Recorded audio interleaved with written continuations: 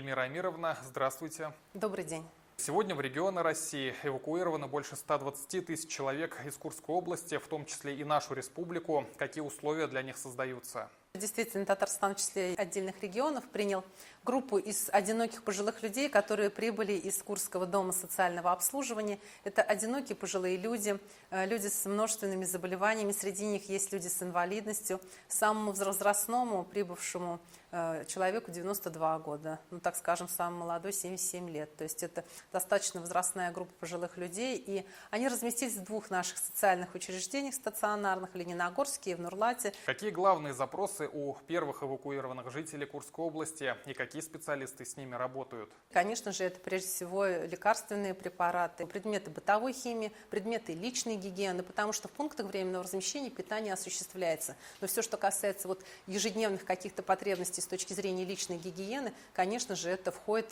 в перечень товаров первой необходимости, которые нужны каждому человеку ежедневно в быту. Пока в Татарстан преимущественно эвакуирует пожилое население, но если к нам приедут люди трудоспособного возраста, что Татарстан готов им предложить?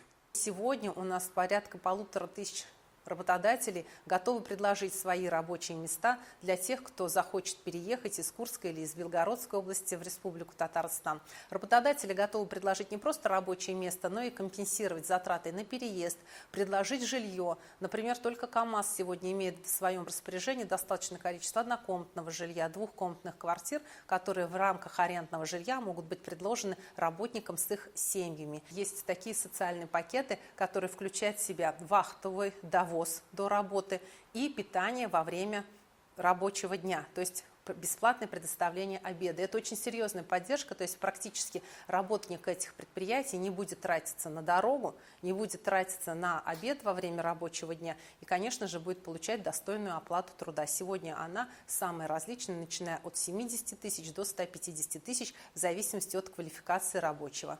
Эльмира Амировна, спасибо вам за беседу. Спасибо.